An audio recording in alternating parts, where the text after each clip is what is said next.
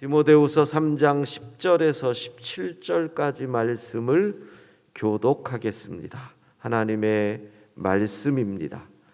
나의 교훈과 행실과 의향과 믿음과 오래 참음과 사랑과 인내와 박해를 받음과 고난과 또한 안디옥과 이고니온과 루스드라에서 당한 일과 어떠한 박해를 받은 것을 내가 과연 보고 알았거니와 주께서 이 모든 것 가운데서 나를 건지셨느니라.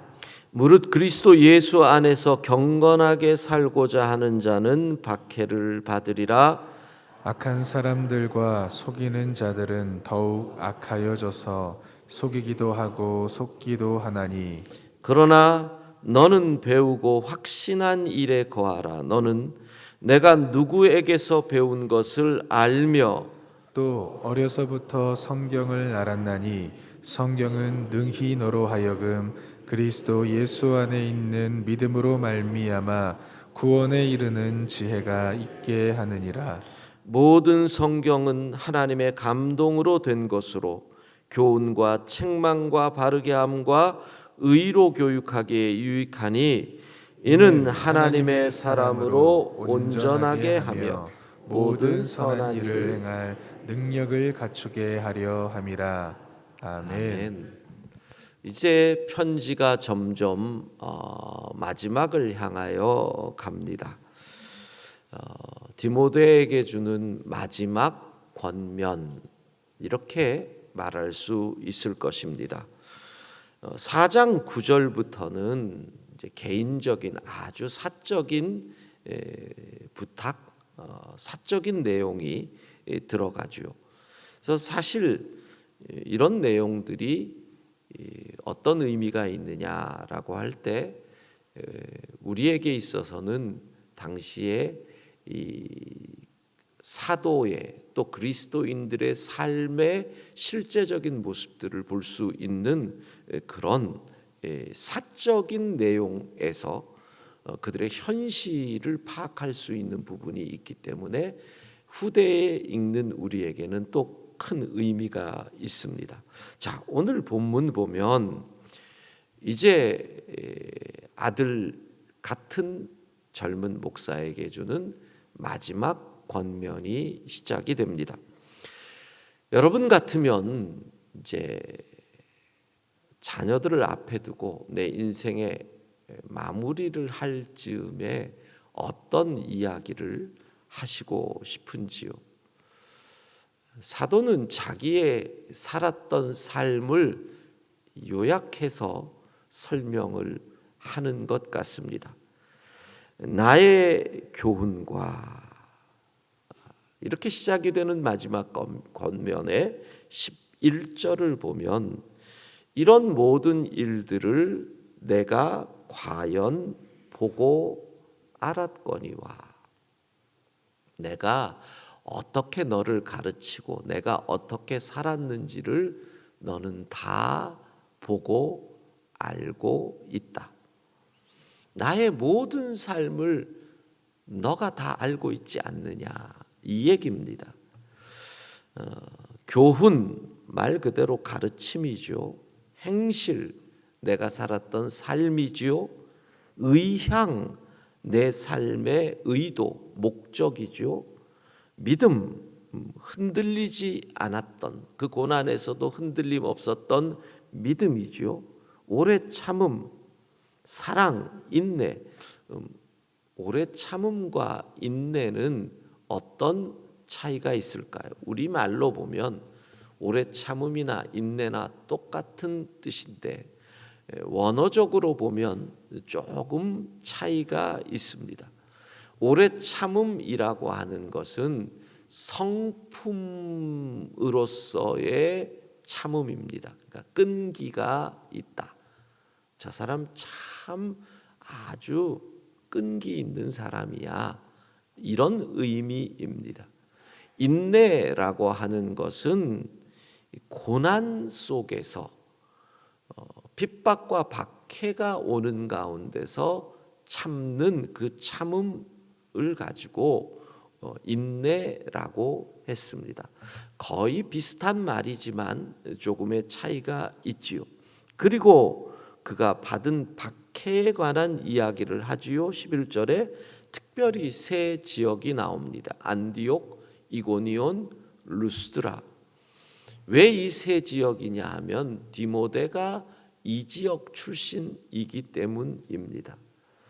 그러니까 디모데는 어려서부터 비록 아버지가 헬라인 이방인이었지만 외할머니와 어머니에게 율법 교육을 받았고 틀림없이 이방인의 도시에 있던 그 유대인의 회당에 다녔을 겁니다.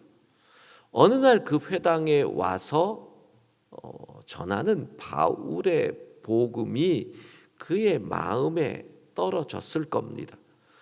그리고 바울이 당하는 그 핍박을 보면서 왜 저 사람은 저런 고난을 당해야 하느냐 하는 의문.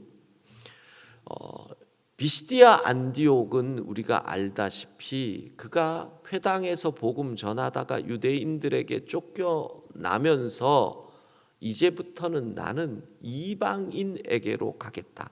그의 복음의 방향이 이방인에게로 향하게 된 도시.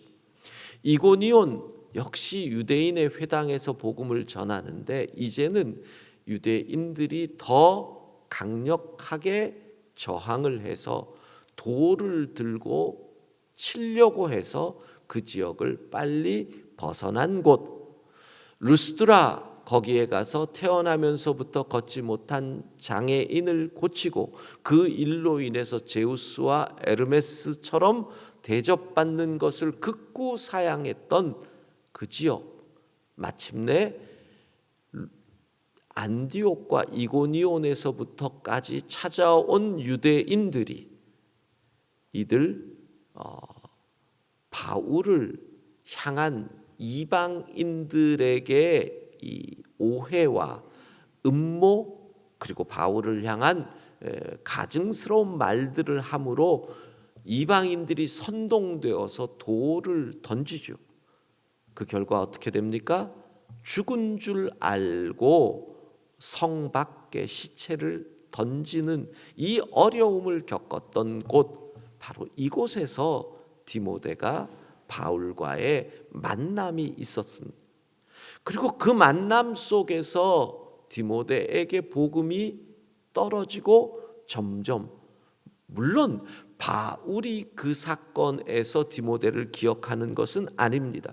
나중에 2차 전도 여행을 다시 가서 이미 예수님을 믿고 초대교회 공동체 일원이 된 디모데를 만나게 되는 것이죠.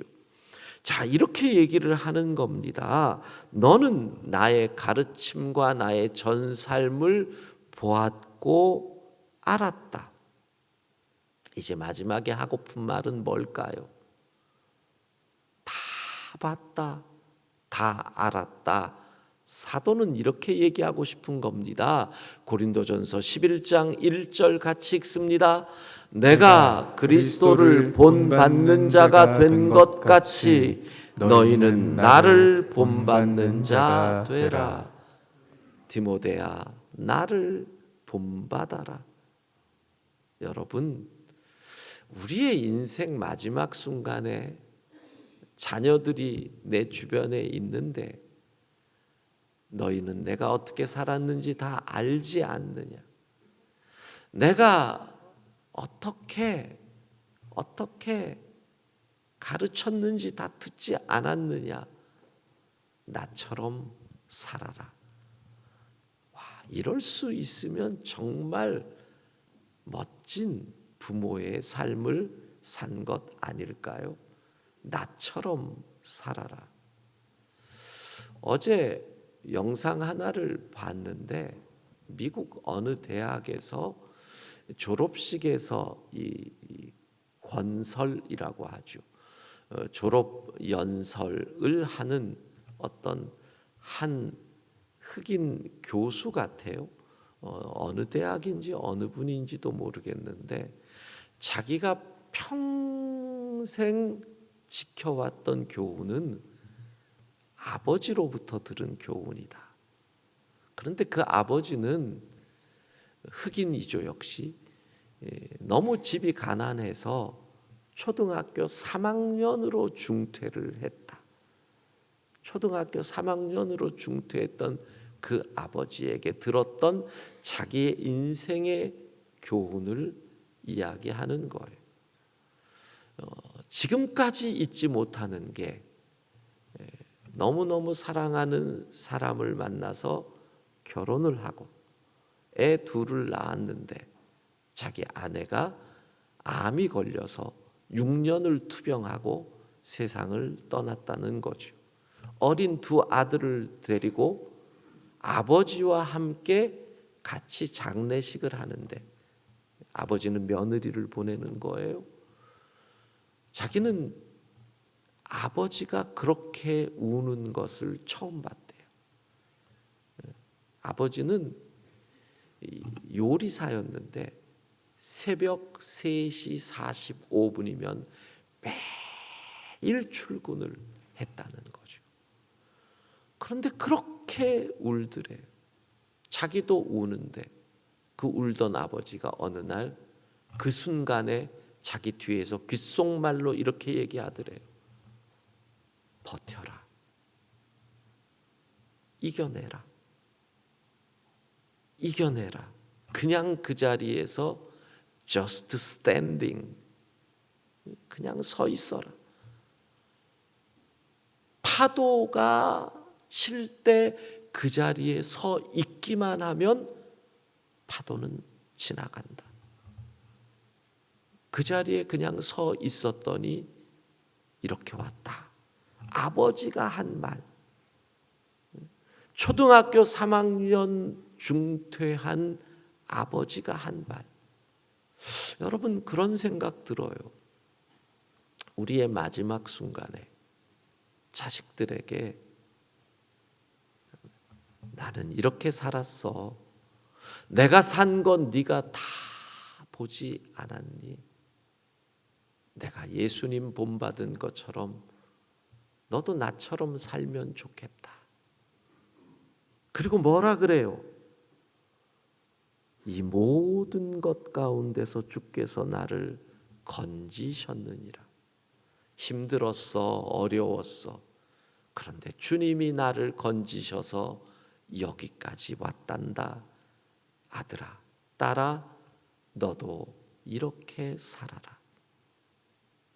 이런 부모 되실 수 있기를 바랍니다.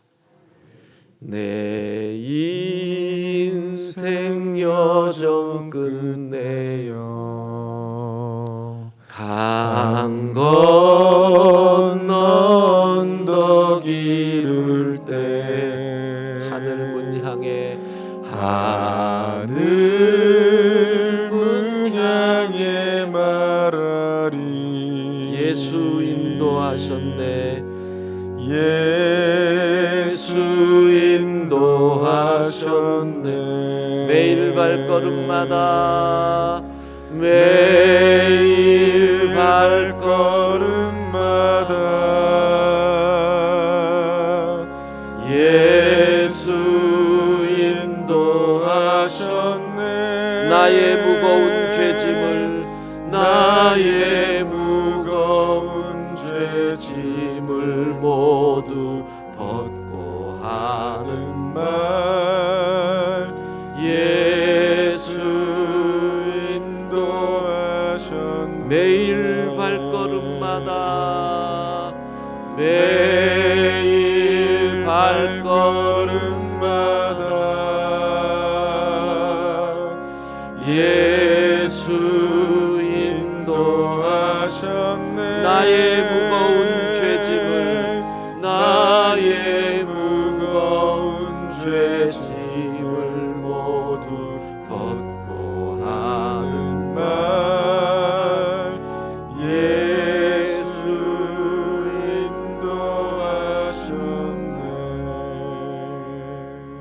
할렐루야. 사도는 왜 그렇게 내가 핍박을 받고 박해를 받고 참으며 살아왔는지 이유를 그 아들에게 자세히 설명합니다. 그 말은 너도 그렇게 될 거니까. 그 이유가 12절입니다. 무릇 그리스도 예수 안에서 경건하게 살고자 하는 자는 박해를 받으리라. 경건하게 살고자 하는 자는 박해를 받으리라. 이 땅에서 경건하게 살고자 하면 어쩔 수 없다는 거예요. 우리 주님 이미 말씀하셨죠. 왜 우리가 세상에서 미움을 당할 수밖에 없느냐. 요한복음 15장 19절 같이 읽도록 합니다. 너희가 세상에 속하였으면 세상이 자기의 것을 사랑할 것이나 너희는 세상에 속한 자가 아니요 도리어 내가 너희를 세상에서 택하였기 때문에 세상이 너희를 미워하느니라. 아멘. 세상의 것이었는데 세상 입장에서 보면 우리가 주님 따라갔으니 자기들을 배반한 거거든요. 그러니 미워할 수밖에 없으니 경건하게 살고자 하는 자는 싸울 수밖에 없어요. 이 땅에서. 그 싸움을 선한 싸움이라고 하는 거죠. 그건 그리스도인의 삶이에요. 운명이에요. 더군다나 이 세상이 이번에 2021년도 세계 국가 부패 인식 지수 나온 걸 봤더니 독일에 있는 이 세계 국제 투명성 기구에서 매년 각 국가의 청렴도를 조사해서 발표하는 이 발표가 있거든요. 1위가 2021년도입니다. 덴마크고 2위가 핀란드가 됩니다. 우리나라는 32위가 됩니다. 국가 청렴도가 11위가 영국이고 일본은 세 나라가 동률로 18위를 하게 되지요. 국가 부패 지수를 조사하는 세 가지 기준이 있습니다. 하나는 첫 번째는 공무원이 공공의 서비스를 제공하고 금전을 요구하는 행위가 있느냐. 두 번째, 정치인이 공금을 횡령하거나 인사나 여러 가지 문제에서 정치적 힘을 사용해서 부정행위를 저지르는 일들이 있느냐. 세 번째, 기업인들이 공무원들에게 뇌물을 제공하는 행위가 있느냐. 이 세 가지를 가지고 국가의 청렴도를 조사하는 거죠. 제가 생각해 볼 때 첫 번째는 거의 우리나라는 이 서민들에게 있어서는 공무원들이 어떤 공공의 봉사, 일을 하면서 금전을 요구하는 일들은 거의 근절이 된 것 같습니다. 두 번째랑 세 번째죠. 정치인들이 그들의 힘을 이용해서 부정을 하는 것, 이 정치인들. 그 다음에 큰 돈이 오고 가는 기업인들, 이 두 가지의 문제가 아직 아마 우리의 세계의 부를 따지면 10위 안에 들어가는 나라가 청렴도는 32위를 하고 있다. 자, 그 말의 의미는 뭐예요? 그리스도인들이 제대로 살려면 32위 국가에서 바르게 살려면 고난이 올 수밖에 없잖아요. 이 세상의 구조가 경건하게 살려고 하는 자를 핍박하는 거예요. 그런데 그러면 부패 청렴도가 거의 이 부패 인식이 1위, 2위인 나라의 그리스도인들은 그것도 쉽지 않아요. 그런 나라는 거의 천국 비슷하거든요. 천국 비슷한 나라에 사는데 굳이 교회 다니고 예수 믿고 싶겠어요? 그쪽에서도 경건하게 사는 것은 어떤 의미로 더 어렵다는 것이지요. 사도는 말합니다. 누가 그렇게 우리를 핍박하느냐? 13절, 악한 사람들과 속이는 자들이 우리를 핍박한다. 악한 사람들, 핍박하는 이방인들일 겁니다. 속이는 자들, 유대인들일 겁니다. 진리를 속여서 악한 자들을 선동해서 핍박합니다. 근데 이렇게 표현합니다. 그들은 더욱 악하여진다. 더욱 악하여진다. 악은요, 시작이 어렵지 한번 시작하면 점점 가속 효과가 생깁니다. 처음에 비시디아 안디옥에서 바울과 바나바를 쫓아내기만 했던 사람들이 이고니온에서는 돌을 들어 협박을 합니다. 루스드라에서는 던져 죽입니다. 악은 시간이 지날수록, 거짓말도 처음이 얼굴이 벌개지지 2번, 3번 지나면 전혀 안 그런 듯하고 5번, 6번 들어가면 조미료를 치고 과장을 해서 더 거짓말을 그럴듯하게 만듭니다. 그렇게 되는 겁니다.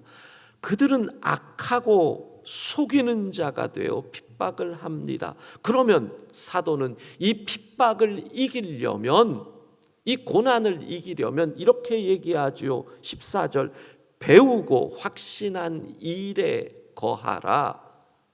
확신, 믿음, 흔들리지 않는 믿음 위에 서 있어야 고난이 와도 감당할 수 있다는 겁니다. 어떤 확신입니까? 말씀에 관한 확신입니다. 말씀을 배우고 그 말씀을 굳게 잡아야 경건하게 살고 선한 싸움을 이길 수 있는 거죠. 그래서 우리가 배우고 확신한 일에 거해야 할 성경을 얘기합니다. 성경. 네가 어려서부터 배웠던 하나님의 말씀, 그 성경은 그리스도 예수 안에 있는 믿음으로 구원에 이르는 지혜를 우리에게 준다.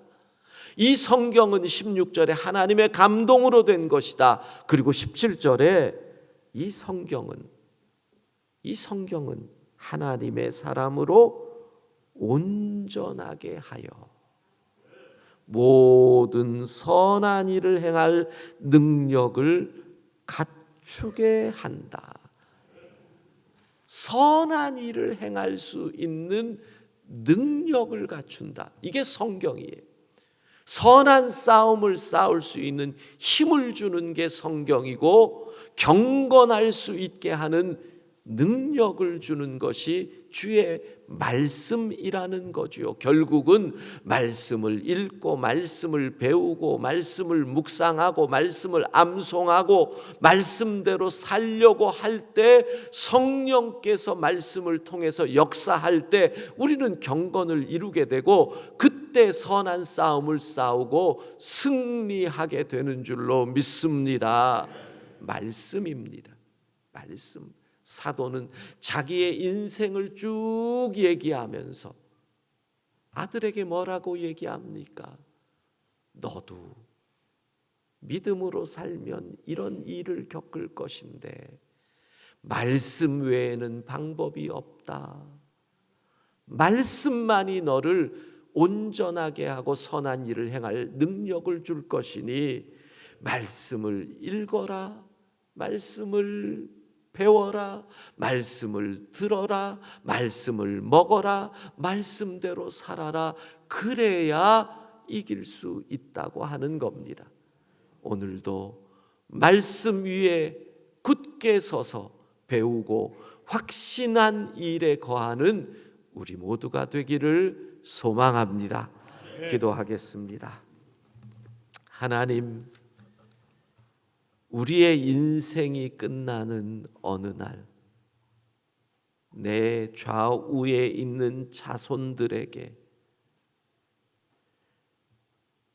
고난도 많고 어려움도 많았지만 잘 살아 여기까지 왔으니 너희도 내가 예수님 본받아 산 것처럼 믿음 지키고 잘 살아야 한다. 이것이 우리의 인생의 고백이 되게 하옵소서. 오늘도 경건하게 살고자 하면 고난이 다가올 수 있는데 주의 말씀 위에 굳건하게 섬으로 선한 일을 할 수 있는 능력을 갖추게 하옵소서. 하나님, 오늘 11교구 성도 원자력 병원에서 암 수술을 하는 날입니다. 비록 초기라고 하지만 종양 덩어리를 떼어내는 수술을 하고 혹시 임파에 전이가 되지 않았는지도 돌아봐야 합니다. 주님, 의사의 손을 주의 손으로 강하게 붙잡아 주셔서 조금의 실수도 없게 하옵소서. 하나님, 온전히 치유되고 이전보다 더 강건하여질 줄로 믿습니다. 수술대에 눕는 그 순간 주님 함께 하여 주시고 평안을 더하여 주옵소서. 예수님 이름으로 기도합니다. 아멘.